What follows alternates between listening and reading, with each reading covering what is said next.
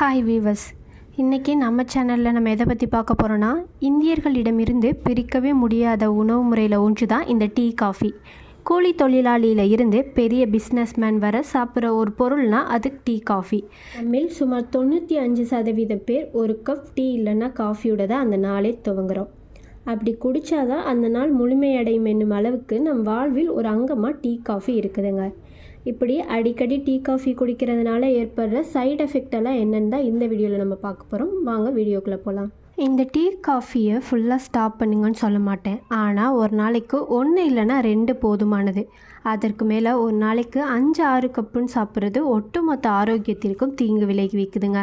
காலை வெறும் வயிற்றில், அதே போல் சாப்பிட்றதுக்கு 1 மணி நேரத்துக்கு முன்பும் பின்பும் இரவு நேரங்களில் டீ காஃபி சாப்பிட்றது தீங்கு விளைவிக்குதுங்க.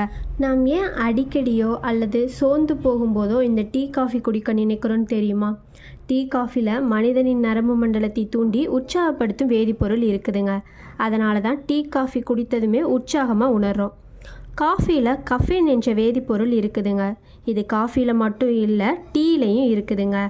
இது ஒருவித மயக்கத்தை ஏற்படுத்துறதுனால அடிக்கடி டீ காஃபி குடிக்கணும்னு தோணுதுங்க. இந்த டீ காஃபி சாப்பிட்றதுனால ஏற்படுற சைடு எஃபெக்ட் தெரியாமலே அதுக்கு அடிக்ட் ஆகிட்டோங்க. டீ காஃபி சாப்பிட்றதுனால நம்ம உடலில் என்ன பிரச்சனை ஏற்படுதுன்றதை இப்போ பார்க்கலாம். தூக்கமின்மை. நம்மள நிறைய பேர் இதை ஃபீல் பண்ணியிருப்போங்க. நல்ல தூக்கம் வர மாதிரி இருக்கும். ஒரு கப் டீ இல்லைனா காஃபி குடித்தோடனே தூக்கம் எங்கே போச்சுன்னே தெரியாது. மைண்டு ஃப்ரெஷ்ஷாக இருக்கிற மாதிரி இருக்கும். ஏற்கனவே சொன்ன மாதிரி காஃபி இல்லைனா டீயில் கஃபீன் என்ற வேதிப்பொருள் இருக்குதுங்க. இது நம்ம நியூரான்களை செயல்படுத்துவதால் டீ காஃபி குடிக்கும்போது நிம்மதியான தூக்கம் தடைப்படுதுங்க.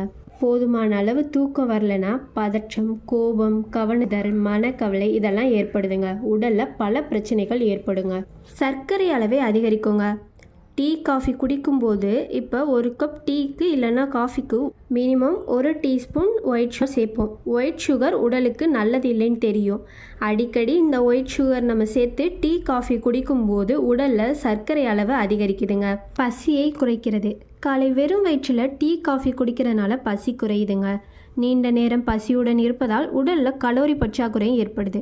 ஸோ டீ காஃபியை அளவுக்கு அதிகமாக எடுக்காத போது உணவை கரெக்டான நேரத்தில் கரெக்டான அளவில் எடுப்போங்க. அப்போ உடலில் உள்ள பல பிரச்சனைகளை தடுக்கலாங்க.